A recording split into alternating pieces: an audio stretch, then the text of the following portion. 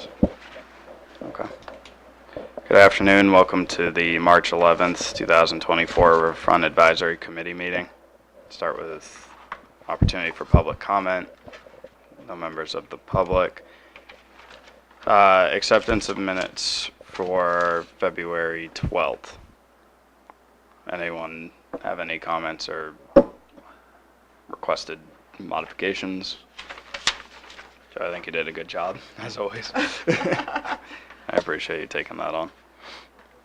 I'll make a motion to approve the I'll second that. advisor. Nice. Yeah, whatever. She'll second. All in favor? Aye. All right. Oh, come on. Just made a motion on the minutes. I don't know if you had any. I think I, Wiggins? yeah, just to drop that G. Yeah, it's good. Perfect. So approved as previously amended then.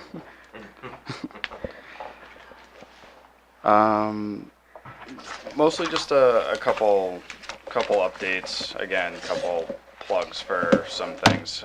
This Saturday, March 16th, there's a community workshop to be held in town at the junior senior high school with a focus on the visioning, housing, and open space elements of the master plan. If you haven't heard of that, please look up more info on the town website and go. Can I make a suggestion that the town actually put that on their calendar? Like on the little clickable thing. Yeah. Nice. Another plan, if you are unable to go on Saturday, Visioning Week to happen between April 8th and 12th, which will be kind of a little bit of talking about some of the results of that community workshop and how they basically potentially relate to the Riverfront Advisory Committee, the Planning Board, Concom. Who am I missing? Someone on Wednesday. Or was it the Master Plan Subcommittee again? Yeah. And the Master Plan Subcommittee on Wednesday. So there's a lot of committee meetings basically every day of that week, you know, the 8th, 9th, 10th, and 11th. So if you kind of wanted to hear a little bit more or get a little more exposure, another opportunity to kind of hear some of the elements that were said or offer a little input yourself, please look at that week of April 8th. And is that posted on the website too, on the town website? We will. Yep. They're also all, I think, generally regular scheduled meetings, so they're Okay. probably on the calendar. We'll advertise it. Nice.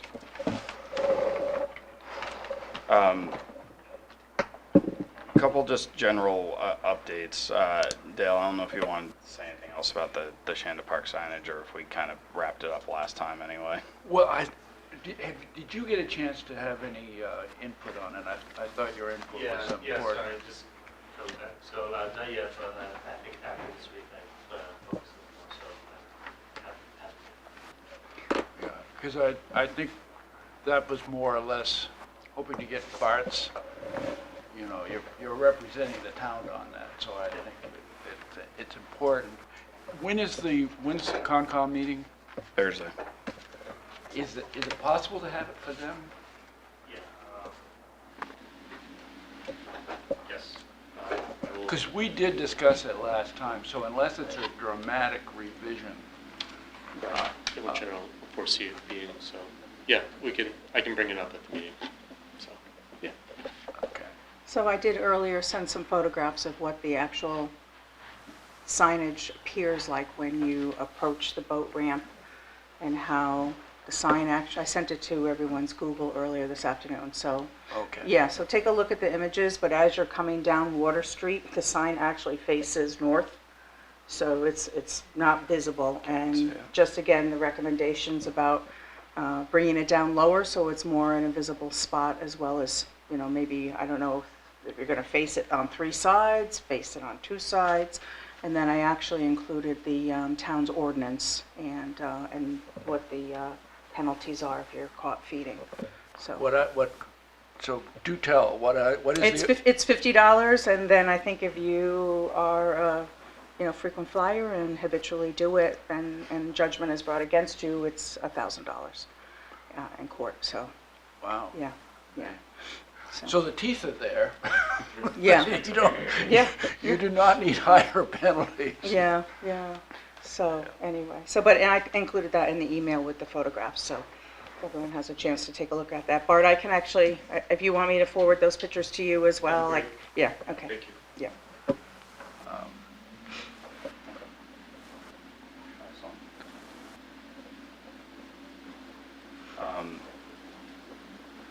The next item was just a little bit of a postponement. So we had talked a couple months ago about potentially reaching back out to some of the Great Bay Living Shorelines folks about just trying to take another little bit of a step forward with a few things. I think that the general concept that we talked about a good amount, since that process was completed, was trying to sell the concept of living shoreline further onto the public, but how you kind of get stuck in a circular reference sometimes of they don't know what it looks like or what it costs, so they don't really know if they want to support it, but the town has to make some level of investment to really maybe potentially push that a little bit further along so people know what they're talking about in the first place. And I have not reached out previously to them about that, but then Lindsay and I had kind of talked very briefly after the last meeting, and that may be included to some degree, some small kind of baseline effort under Stratford scope for the master plan, which I think is all we were kind of looking for anyway, but if the town really already has someone kind of contracted to potentially do a little bit of work with that, then that seems like a good avenue to do it. I know as we've kind of talked before, people are very interested in what something costs and what it looks like, and I feel like that hasn't been easy for us to really vocalize. Potentially with a little extra work, maybe it will become easier to do that. Yeah, I agree with the need to have some renderings for people to look at. I think everyone are very visual and they want to be able to see exactly the, what's being thought about and how it's going to impact. And even if it's a multi-step sort of a thing, if you can do Yeah. overlays, to say this is what it looks like, this is state phase, the first step and the second step, that also, I think, helps as well.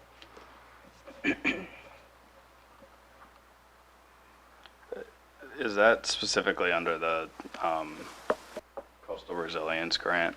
Is that part known, or is it more their broader scope? Kind of the broader scope on, visioning for that area, Okay. for that chapter, incorporating those elements, not necessarily design, but I think part of the,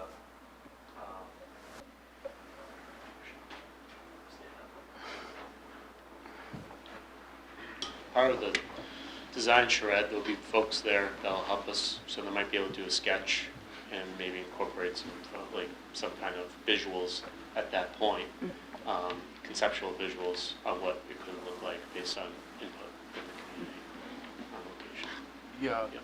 it's not the same thing, but related to that. In terms of design and visuals, do we have anything about, is it on any of our maps, the existing sort of trails we walked with Mike that time down towards, it's been pretty well laid out. We've talked about that, the living shoreline might be out front, that we could potentially have some kind of path going through there, but not.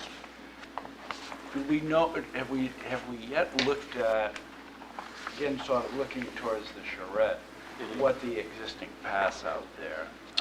Yeah, I had kind of ownership, did an ownership map, we haven't, and I think the next step is, doing a little more refined view of those parcels to show where the easements are. So that'll be the path essentially, and what's existing. We do have Heron Point trails on maps already, so we have that covered. I think just kind of outlining, existing sidewalk infrastructure and then those easements, along the shoreline as well.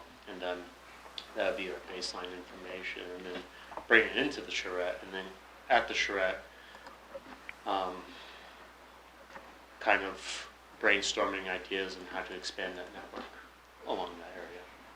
Yeah, is it like, I feel like I've never really done it, but like if I have All Trails as an app, and I think you can have it show your walk.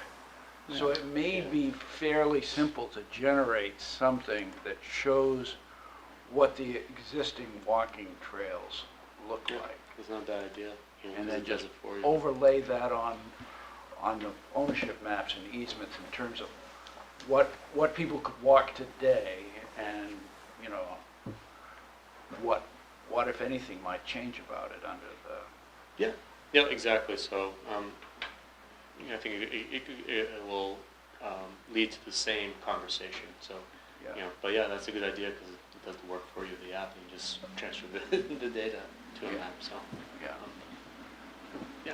try to do that in the next month. Is that free? Yeah. Ultra, that app, is that app free? Some of that comes with a paid version, and I Okay. have it, so I could Yeah. try.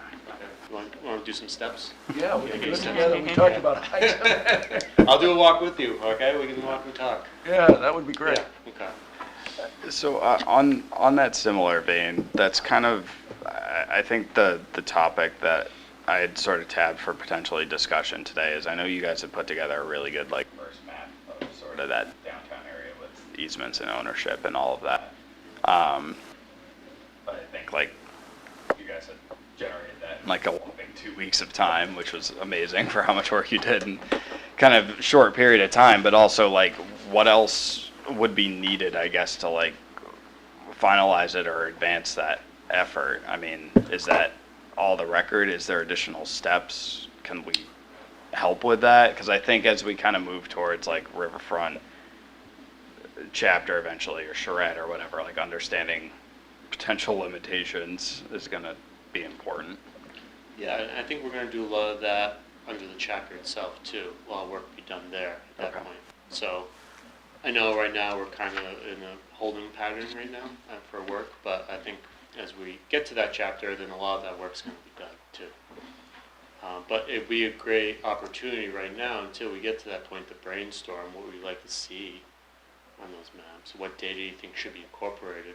So we kind of do a lot of the legwork right now with this group. Say, okay, I think, chapter, the data, this data should be included in when we're doing analyses over there in that area. So, it's my suggestion at this point. Does the town maintain like GIS layers for town-owned facilities, like structures you consider historic? Like I'm not sure how. We what don't our have data a is. GIS layer for historic, not that I've seen, structures. Yeah. We could create one. We don't have a layer that has structures at all either. Okay. So that can be done. There might be an opportunity, because I know there's going to be a new aerial for existing land use coming out soon. I think DOT does this, right? They do that? I can't remember. Someone at the state level, every few years, they hire aircraft and do LiDAR flybys, so kind of scanning the area and to understand existing land use patterns. So, and then they can analyze do analyses of what has changed over the years.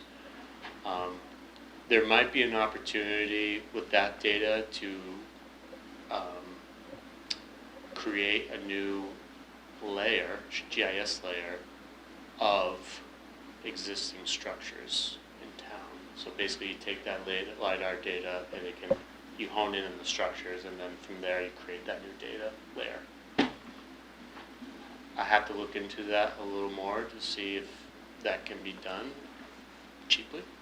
And Definitely a cost to if it. not, then are there grant opportunities to have that done? Because I think that's really important, because it's a very cumbersome process to do it by hand. You can do it, but one, accuracy is diminishes, and two, just takes too much time. So, but I will look into that to see if that's an opportunity that we can, because that'd be great to have that, honestly, for a lot of different reasons. Yeah, and it could be something that kind of gets discussed a little bit with like Stratford if they are going to come next month. But I'd be curious just what layers already exist as we talk about what makes it onto a map. Like, what do we have to draw from already? Yeah, I don't think we have one for Newmarket. Yeah. Yeah, so it would be the first layer. I don't think they have it. I haven't seen it on their data. They haven't shared it, and we don't have it within our files as well. Okay. Maybe it was from like the DHR data, the registry for Yeah. historical. We do have parcel data. Parcel, yeah, not structure. Not structure. Yeah, we do have, yeah, as Lindsay said, parcel data, but structured data, we don't have. Is there an inventory of historic structures in the town? Uh, That's what DHR would have. Yeah, The it'd be a Division of Historical statewide. Resources. Yeah. Yeah. They have that, everything that's on the register. for- Yeah, and there's also a document that was done in 1980 that registered historical buildings. So they basically did inventory within the town. And that would be the, so to speak, criteria, is it would be registered already if it's going to be considered a historic building. I mean, Yeah. that seems reasonable to me, but that's how it would work. Yeah, I mean, there's probably some historical buildings out there that aren't registered either. So, you know, But if you just captured the ones that are, then Right. that would be the reasonable starting yeah. point. So you could use both sets of data, one from, you know, historical resource state, then the registry data, I mean, the data that's collected in 1980. I think that data is more for the downtown, so it really focuses on those historical buildings within the downtown area, a certain radius around downtown. So it doesn't incorporate, you know, out in the western part of the town, you know, those historical buildings.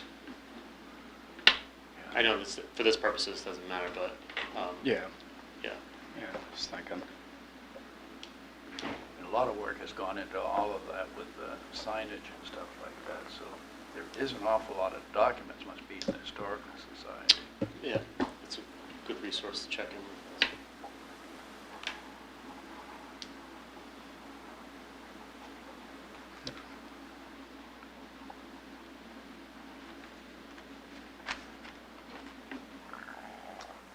Voting day tomorrow. Yeah, I'll have it on there. Please show up and vote. Lindsay, also thank you for the file sharing bit. I saw that come through. It did ask me to request permission. I don't know if anyone else tried to get in It was or whatever. only. To you. Only me. Yeah, Okay. my, I'm that special. Great. you are the chair. Oh. So in talking with Bill Tappan, Director of Finance and Administration, and IT, managing our IT setup, he is setting it up in a way that there are shared folders, and he's sharing access with town staff representative for the committee and the chair of the committee, so that there is no opportunity for confusion and people being in the same documents at the same time. It's more for the file storage and then being able to make sure that it's on the town server and access.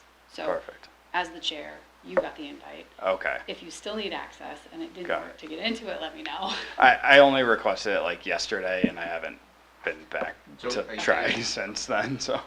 Just curious, is he the only one that can put stuff in there?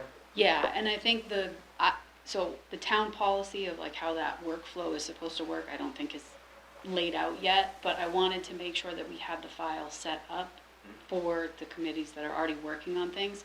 So I think the intent is that the files should go through the chair and the chair can save them all there. So it's kind of like the funnel to get the files. But in. anyone can view them, is that true? Or can only the chair get at them? I'm not sure. Yeah, I'm not sure I'm not without sure getting how in. the status is for it yet. Bill What- might be able to explain that. I don't care if he's the only one that can put stuff out there or actually can change things, that's fine, but I think everybody should be able to go in there and, you know, read the documents, pull them View, down, yeah. whatever.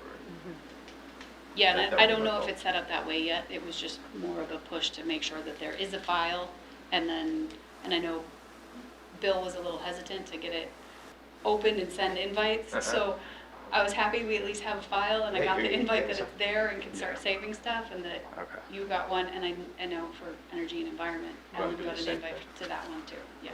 Yeah. Not to take us too far out of our lane on this, but, I mean, I think in some of the CAW meetings and stuff, you know, some of the things that other towns say they accomplish is to take a lot of documents that relate to some of the same kind of things we talk on and make sure they're publicly available to anybody. And I don't know if we, you know, I don't know how we're organized with that. I know we can go back and find meeting minutes and meetings, things like that. Because a lot of the same documents we're talking about, are they publicly available on the website? I thought they probably might be, but I'm not always sure where to find them. Yeah, so it really depends, you know, for these studies and whatnot, unless it goes through a committee. You know, typically you wouldn't be able to find it, you have to go to the planning department or engineering to Okay. find those documents. But I think it's a good idea to have some kind of public repository of this information. I mean, it's something we can look into, do, you know, kind of a one-stop shop for folks to, you know, research, you know, documents online. Yeah, I mean, I think in some cases towns view it as sort of they make a real effort to make sure people are aware of documents, planning that's been done, and make sure people at least that are interested know where they can go and find it. No. And I know at various points when I was on the town council and stuff, we'd be debating and talking about that subject, and then somebody would say, usually, you know, it might be Diane or somebody from the town say, oh, did you know this was done? Yeah. Right. So that would be an effort that would be a real accomplishment to kind of take that. Yeah, I think that's something we can discuss, because I think that's actually a good idea, you know, for, you know, access to information and transparency. So that's something we can discuss and see if we can, you know, build that out on our website. Yeah, and then in that case, a lot of cases, what we're talking about for the Riverfront Committee would be more like draft documents almost. Yeah. And once they're kind of finalized, everybody agrees on it, then they could go to something that's Right. I fully mean, public. two things. Yep. One, you know, you always have packets, you know, typically are available online for the meeting, so, Yeah. you know, you have those draft documents there, so everyone understands the process, and then those finalized documents would go into, you know, their place in this Someplace that's a hypothetical little more by repository. topic. If you're Yeah. looking for Exactly. something related to Shanda Park, Moonlight Brook, water management, Precisely. yeah. Yeah, on a similar vein, like 3 years ago when Mike was still working for the town, he had given me a stack of stuff like that high of like tangentially related riverfront things. And it's like, I remember I kind of like thumbed through the whole thing. I wrote down like some notes, but there's some stuff that I've actually like was thinking about recently. Like it'd be interesting to go back and look at that again. Like there was some of the original stuff from when the initial Riverwalk was like created in like '06 or whatever. But it's like I'd almost want to reread that stuff again. I kind of know what it says a little bit more. But I don't know like what the fate of that stuff was. It came to me in a big stack and it went back as a big stack. Yeah. So, you know, kind of the topic, what you're looking for, we can, you know, see what we have in our files. And, Okay. you know, so Riverwalk 06, you know, that's good. It's a good key term right there. So. All I could tell is that committee Yeah. flamed out in Yeah. spectacular fashion. I don't really know why, but some of the correspondence gets interesting. Yeah. So there's a story there somewhere. Sure. I'm just kind of reading it like a drama, like Yeah. oh, something's happening.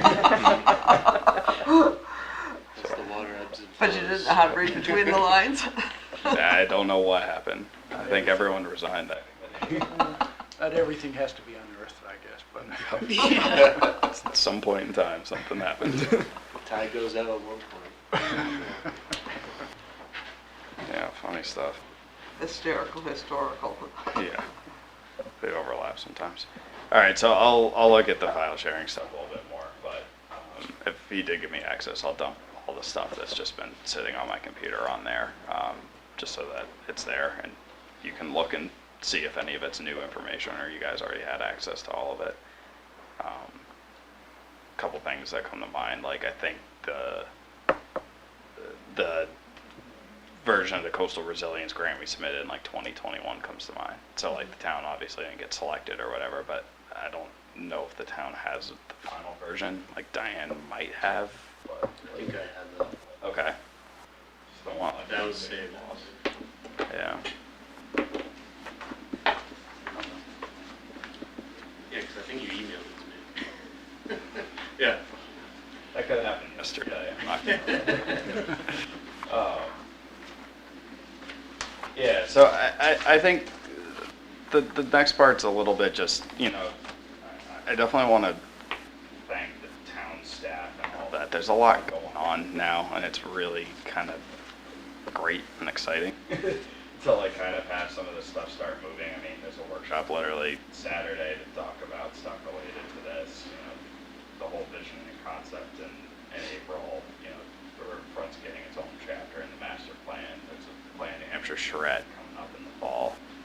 You know, there's a warrant article literally tomorrow for something kind of related to the Moonlight Brook stuff. So it's kind of awesome to see all this stuff happening, but a lot of the dates I just mentioned are a bit further out.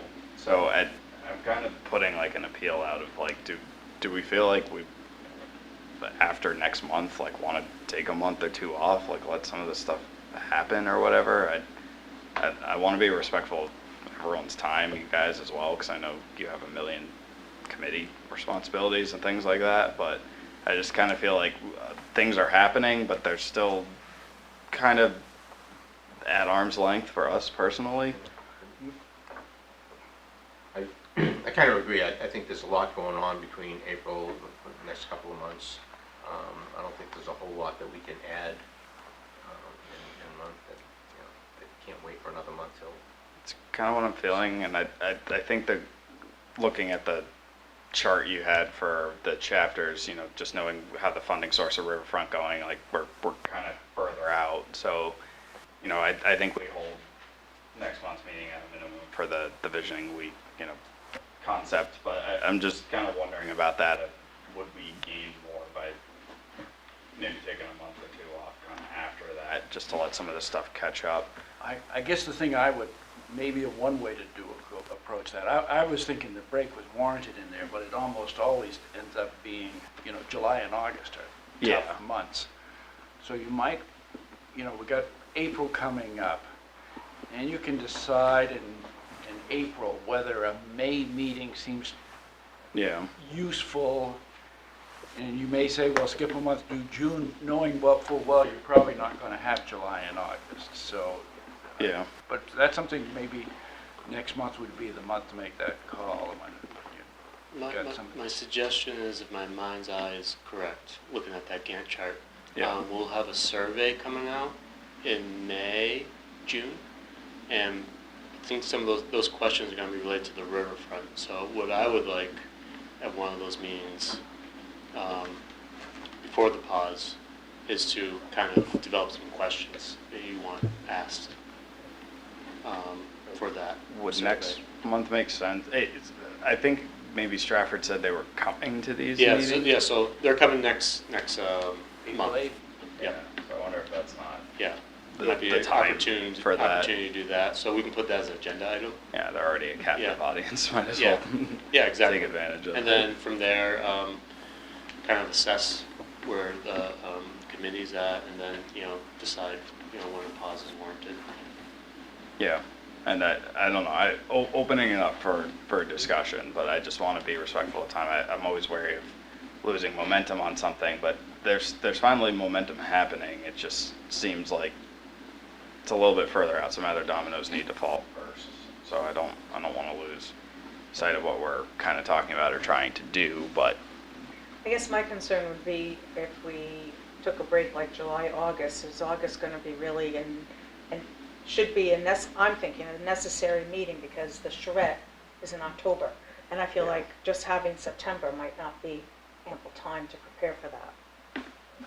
I kind of agree. I mean, I know trying to meet over the summer can be difficult sometimes, but I would think we'd try to do some, you know, maybe do April, do June, do August or something. Just to try to provide some time, even if it's not, everyone's here, just have a quorum or whatever. But just kind of, Maybe, yeah, it's just a question at the end of each meeting. yeah, Do you guys think, do we need to meet next month? Yeah. Instead of pegging yourselves, That's all kind right? of what I'm thinking. Yeah. that sounds good. Cause yeah, I agree with that too, just because I'm still trying to figure something out, but I'm already thinking I may be away around when we would meet in September as well, so like, I don't wanna, like, not have a meeting again, like, before the shred or whatever. I just looked, I'm always away the first 2 weeks in August, but it starts a little early this time. So Okay. I will be back on August 12th. Okay. So is that something you're targeting? And Sam, we can also look at the September calendar. It doesn't have to be on the regular schedule. That's- So we can Yeah. adjust that too, especially being so close to the event. For very funny reasons, I'm not gonna know until the middle of May when I'm gonna be gone, so. Yep, no worries. So I think there's some flexibility there. Yep. Yeah. Yeah. It's a small committee. Exactly, like, it's trying to balance stuff, but just, I know we're kind of having some circular conversations or whatever, and all of these things seem to be happening and starting to proceed or whatever, but it's maybe more like middle to end of this year than right now at this exact moment in time. Is there anything else anyone wants to kind of discuss? Yeah, I have some. Yeah. Okay. We're not gonna solve this, but I've been in town a long time. I don't recall Shanda or the park area of the riverfront being flooded out so many times in the same year as they have this year. That's something we need to start maybe thinking about when we talk about, expanding the park and whatever, Yeah, I mean, living shoreline. my own 2 cents on that is I think the 100-year storms are much more frequent than they used to be. Maybe Twice a year. 100 times a year storms now, but obviously the storm recurrence isn't quite what it actually used to be. I think that's kind of, I feel like what we talked about in the spirit of the Great Bay Living Shoreline project was kind of understanding that you're probably not fixing that at Shanda Park, that it's probably an area that has flooded, will probably only likely flood more, and that's almost a positive for where the living shoreline concept of, like, it was something that you could implement that was, able to be inundated the same way that, salt marsh areas are. That you were kind of not trying to beat it back, fight the river anymore, but just kind of understand that that was something that was going to occur and potentially occur more frequently as time went on. So I guess that's my 2 cents on it. It seems like it's a losing battle to fight. Yeah, I don't think we can Yeah. do anything about that. I don't know. I mean, the Riverfront Advisory Committee, and if it's gonna flood out 3 or 4 times a year, should we be doing something different? And it Yeah. may be that if we're, as the advisory committee, we're more observant of that than maybe the general population in town is. If you don't live down there, don't use it. That may be one of the things that we can bring to light to these meetings so that people understand that, yes, we're doing this shoreline because it is more resilient to flooding, or it tolerates the flooding, whatever, and that people need to understand that, yeah, in case you hadn't noticed, it's flooded 4 times. If you were out of town for one of the floods, it did flood, even though you weren't here. Yeah. I think that's valid, and when you think about the kind of improvements, and, if we get to the point where the culvert is changed, if we're changing a lot of things, it would be good to be mindful of what kind of walkways will withstand flooding so that they don't, I think in a lot of times when and Bart would be the guy to ask about this, but you're trying to say, okay, what's our planned lifespan for the improvements we're going to make in the park?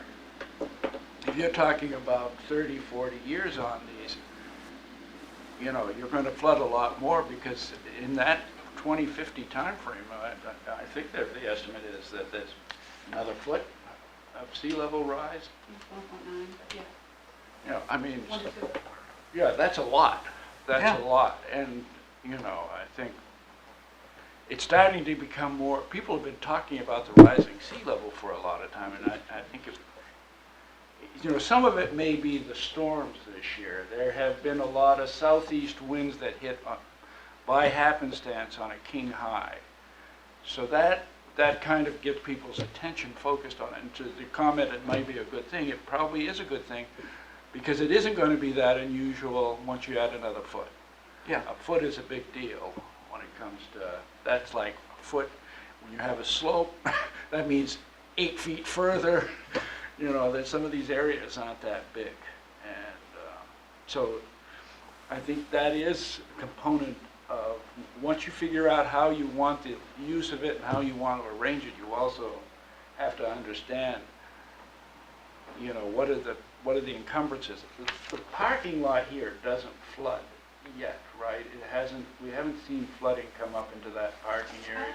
I've seen a couple of spaces get inundated. It It doesn't was- come all the way up, but. It was right up there yesterday, I happened to go down there, it was like, Moonlight Brook was like right level with it. Yeah, no, my dock, the things that are supposed to be sitting on the ground are floating around all over the place, so I get it. Yeah, so I mean, I think those are important to be part of the conversation as we have charrettes and stuff. And when we listen to the information about New Hampshire has a lot of people moving in, probably our biggest increase in population is people moving in, not birth rate. And could be like me, didn't grow up near an ocean, so don't understand all the things that people who grew up around an ocean understand about tides and king tides and all that sort of thing. And it's informative to say, oh yeah, this is what happens. Yeah, well, and there's also, New Hampshire is one of those states that they haven't oftentimes required disclosure, so you could have a place that regularly flooded and you could, you know, there may be a place to put it on the real estate disclosure, but there wasn't really a big push to say, well, you have to know. If you know, you have to say. And So there is a bill in the legislative session right now proposing that as part of the disclosures through property transfers or tenants, when signing a lease, that one of the disclosures would be if your property's in the flood zone or not. So that's being proposed right now. Based off the existing firm maps. Yes. So that's another, point of counterpoint to that, but that's the only data we have right now. So if anyone has any better ideas or data, we're happy. But but it doesn't mean it can't change. Congress can fund FEMA and create better maps. But I think that's really important because I have fielded calls before, people who bought properties or in the process of doing it, and the banks come and say, well, your insurance is going to be a lot more because you're in the flood zone, and then they can't fill the gap to buy the house. So this is actually a bigger issue. It's having that disclosure, I think, is very important. I think it's consumer protection, not to get in the grandstand, but I think it helps because the information is presented to the buyer or the tenant, what they're getting into, and it saves them money through the process, just in case they can't finance it, or if they do, their insurance is going to be a lot more, so they understand what they're getting into. Yeah. And that doesn't even disclose what the local regulations are, either. That's just, from your building is here, Yeah. or not. And also the remedies also, you can get a map amendment as well if you're in the flood zone. You basically have to prove to FEMA that you're outside the flood zone, because the map sometimes can be off, so or not as accurate. So, anyways, I think more information is better, and especially for such an investment. So, just out of curiosity, most of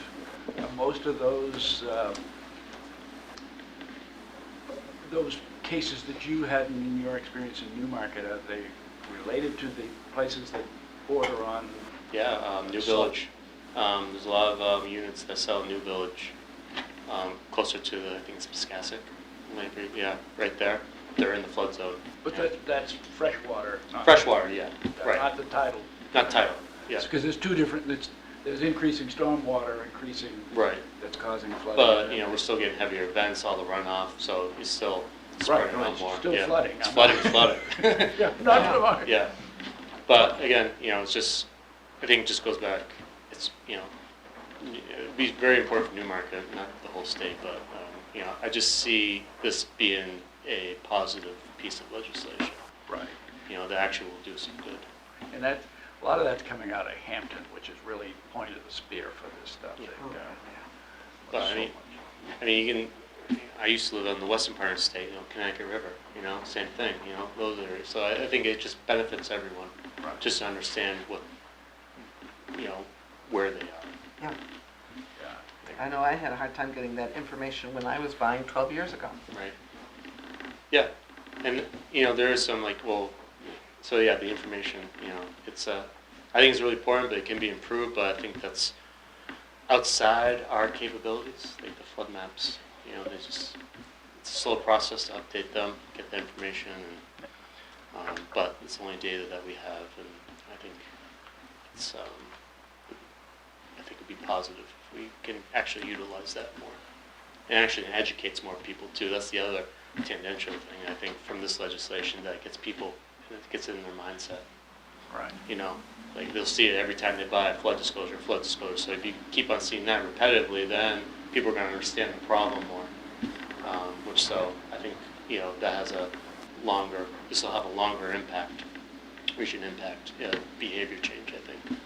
Even the discussions when you have your charrettes and your meetings and you start talking about, well, we have to, what we're talking for about a sea level rise within the period of time that we expect these improvements to last are, that we're talking about as much sea level rise as has happened in the last 120 years. It's all speeding up, and it's seeming more real to people. And again, going back to Hampton, what they're talking about is, in a lot of cases, the answer is retreat. Yeah. Yeah. They just got to depopulate certain areas that. Right. Buyback program, I know they're trying to think of creative ways in Hampton to kind of retreat, which is, I'm glad they're thinking about that. So the pictures are always there. All those, they're on the marsh side. Every time you get a king tide now, all these houses are surrounded by, there's just the building and water all around them. And you add a foot and a half to that.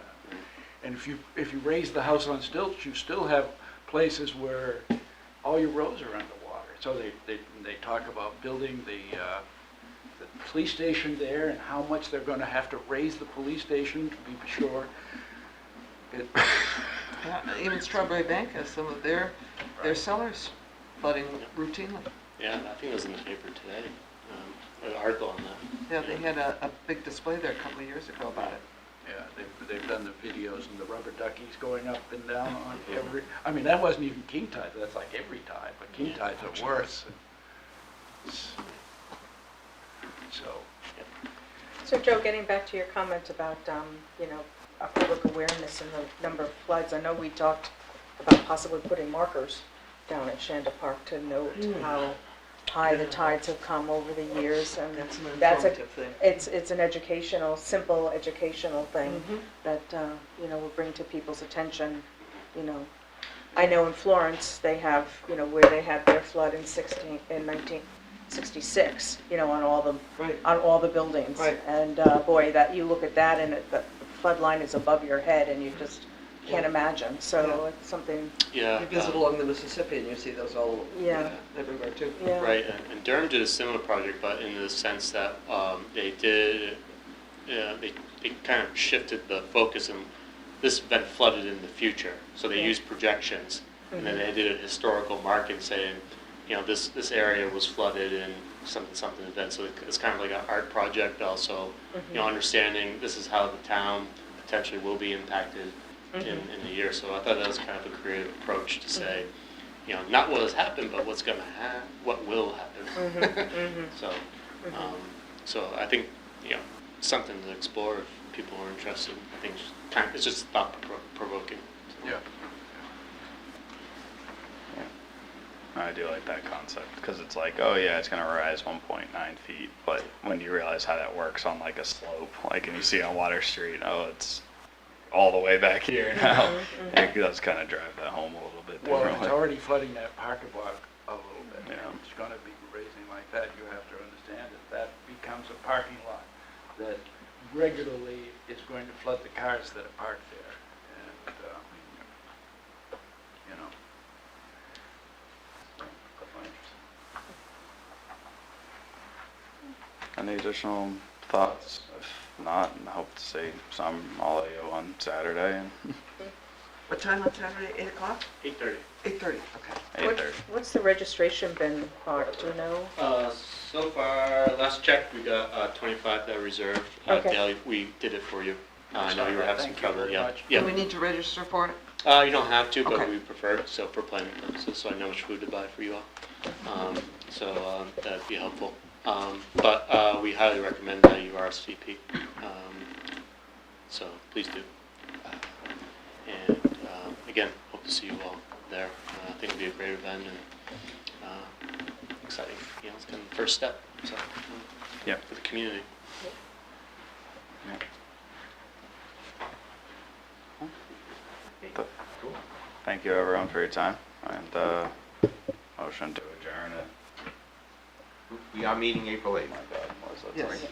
Oh yeah, next meeting April 8th, 4:47. Man, Move to cool. adjourn. I'll second that. All in favor? Aye. Aye. Nice. Glare on that clock is like way where that line should be. You're good. That's good. It's very difficult to see. I'm like.